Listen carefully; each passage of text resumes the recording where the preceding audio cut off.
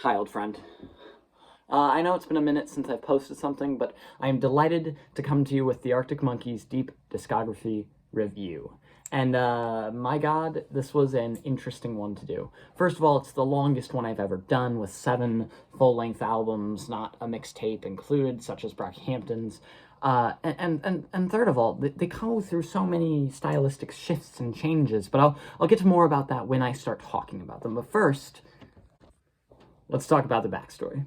In mid-2002, friends Alex Turner, Matt Helders, and Andy Nicholson started an instrumental band, Turner playing the guitar, Helders on the drums, and Nicholson on the bass, and a new member, Jamie Cooks, as a second guitarist. Cooks even thinking of the band name, how sweet, the Arctic Monkeys. And after Turner took form as a lead singer and a guitarist, the band began playing gigs and giving out demo CDs. Which only grew their popularity. Then, after posting a music video for Fake Tales of San Francisco on MySpace, they exploded. Eventually, they were signed to Domino Records for their debut album.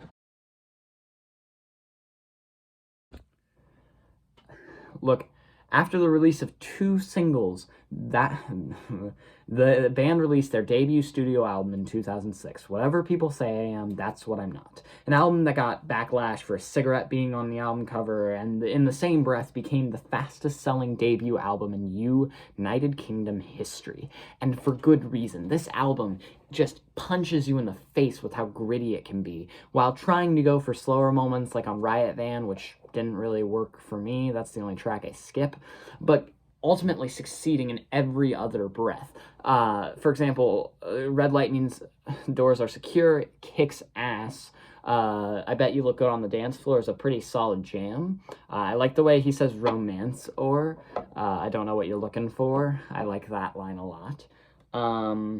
I like the opener. I like the closer, New Romance.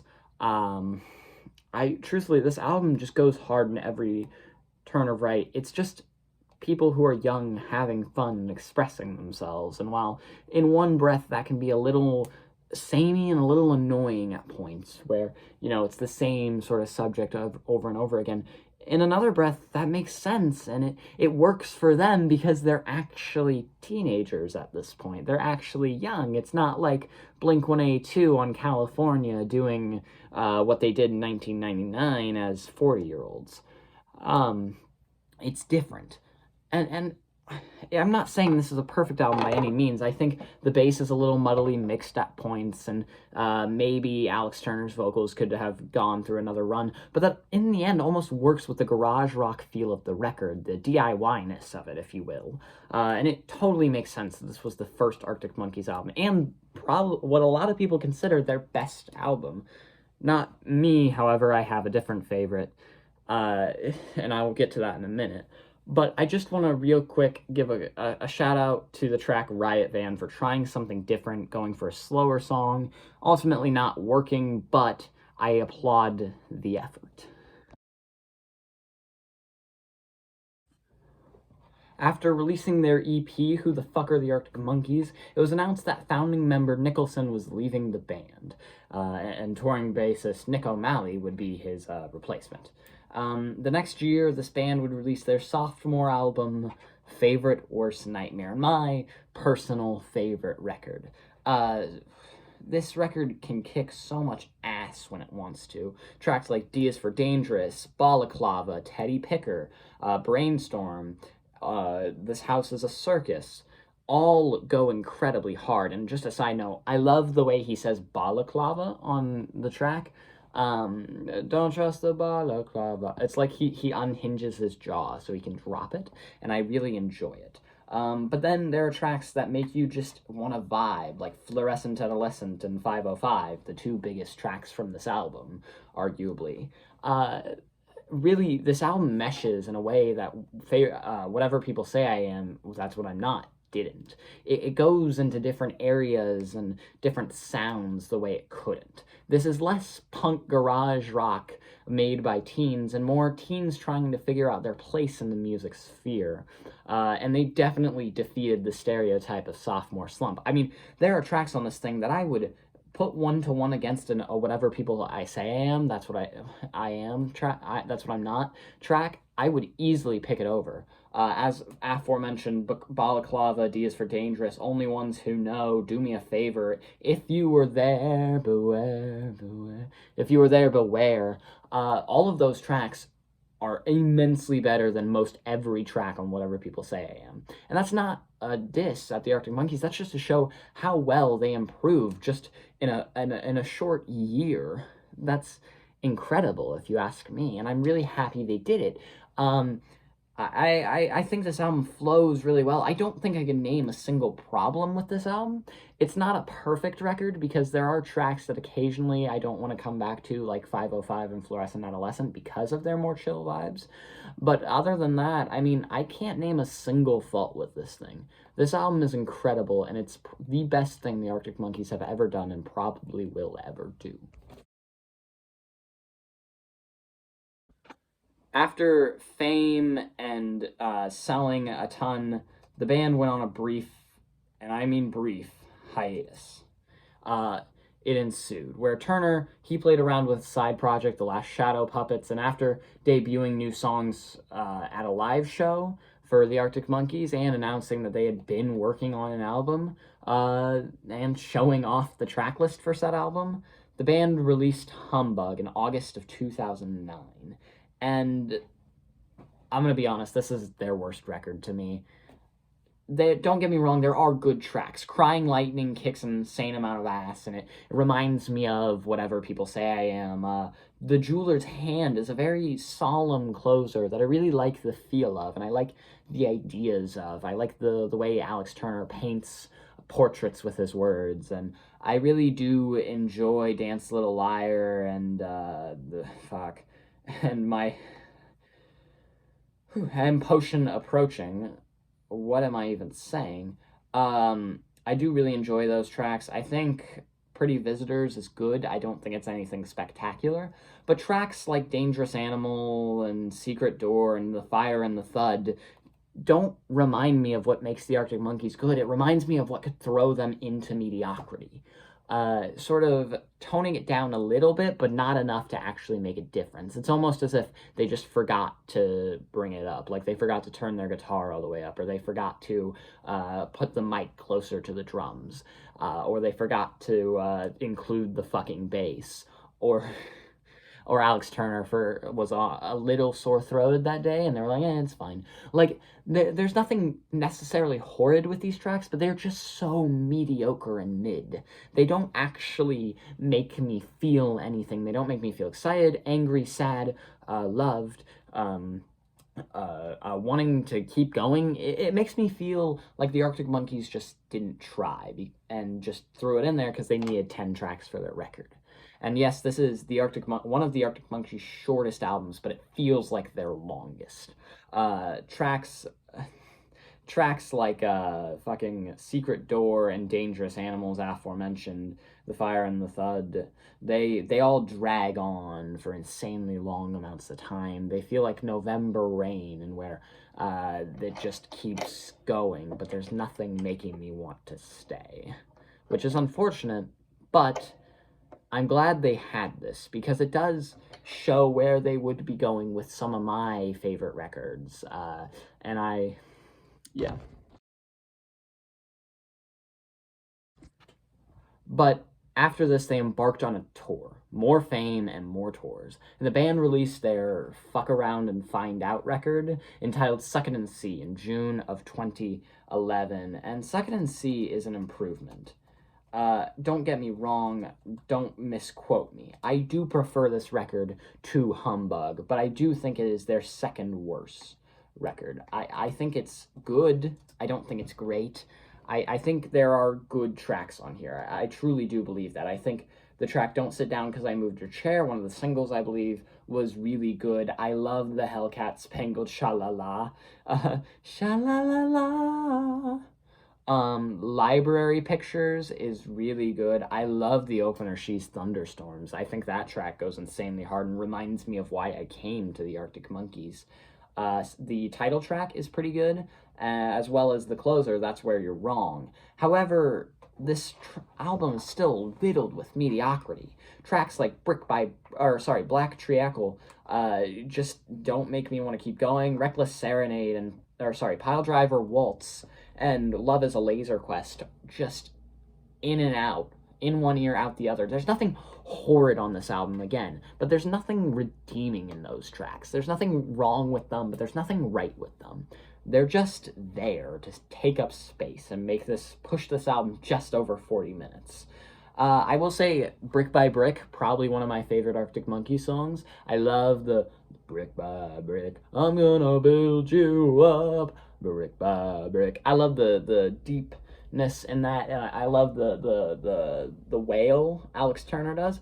Yeah, like that sort of bring up for the chorus. I think that's really well executed, and if this whole album was like Brick by Brick, this would be an amazing record, rivaling that of Favorite Worst Nightmare or whatever you say I am, but it's not. It just isn't.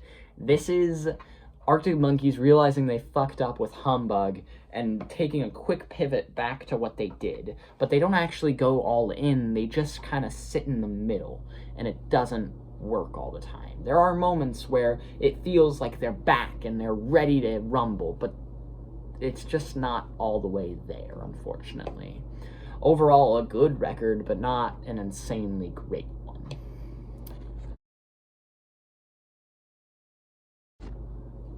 After big tours where they somehow were an opening act to the Black Keys in America, the band released Are You Mine exclusively on YouTube, and then 2 months later released it as an official single. It went 23 on the singles chart, which is great.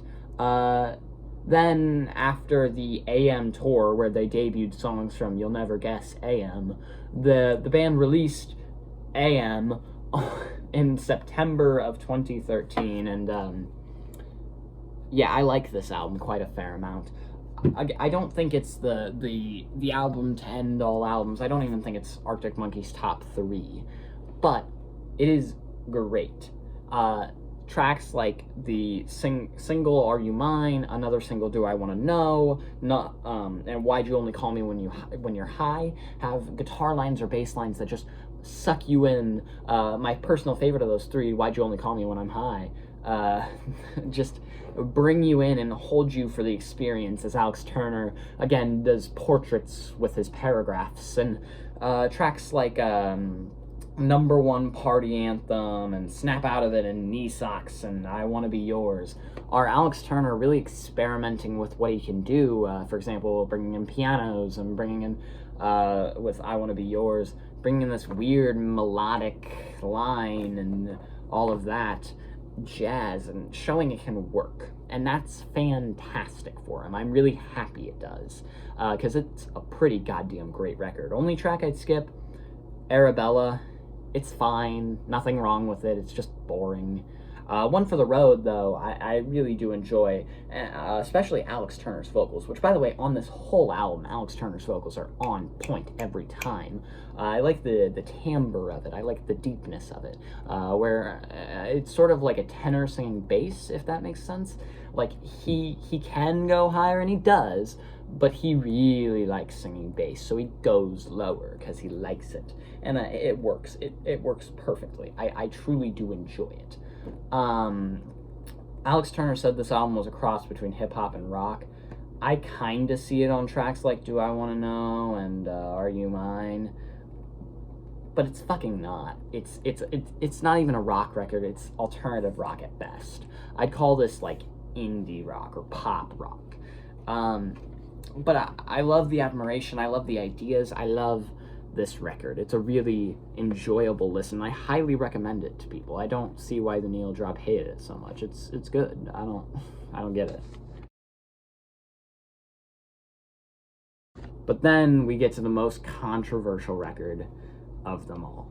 After more exposure and fame, the band announced another hiatus, which lasted from 2014 to 2018, 4 years, and only because of an organ that Turner received as a gift, he got inspired to write another album and break it, entitled Tranquility Base, Hotel, and Casino. And this is an unpopular opinion, but it's my favorite, or it's my second favorite Arctic Monkeys record.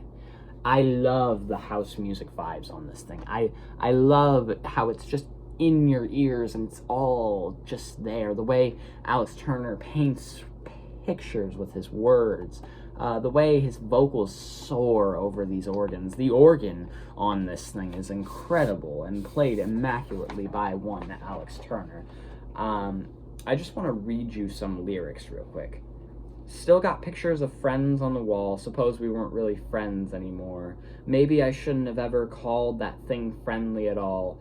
Get freaked out from a knock at the door when I haven't been expecting one. Didn't that used to be a part of the fun once upon a time? We'll be there at the back of the bar in a booth like we usually were every time there was a rocket launch or some big event. What a death I died writing that song, start to finish. With you looking on, it stays between us, Steinway and his sons, because it's the ultra cheese. Those lyrics are so goddamn good, I don't even care that he said fucking ultra cheese. That's how much these lyrics kick. I love the emotionalness of this, of the closer, the ultra cheese. I love the sort of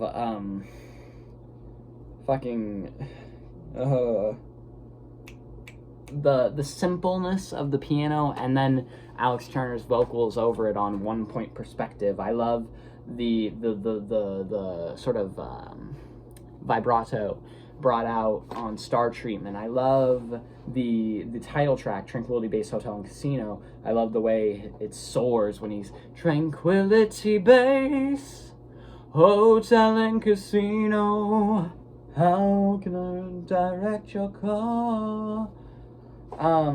I love Golden Trunks and science fiction with their lyrical portraits. I love 4 out of 5, the way he's just 4 out of 5, that's unheard of.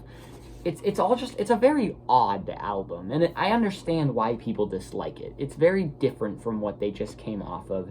It's very lounge and house music, but if you're into that vibe and you like the way Alex Turner sings, this is a goddamn album for you. This is the album for you. This was one of the first albums I ever bought on vinyl, and I don't regret it at all. I bought 3 albums the day I bought this, and this is the one I regret the least. And one of the fucking albums was Florence and the Machine. So, take of that what you will. I truly do enjoy this record, and I truly do think it is a classic. And soon, everyone will recognize Alex Turner's vision one day. But until then, I will just be singing my support.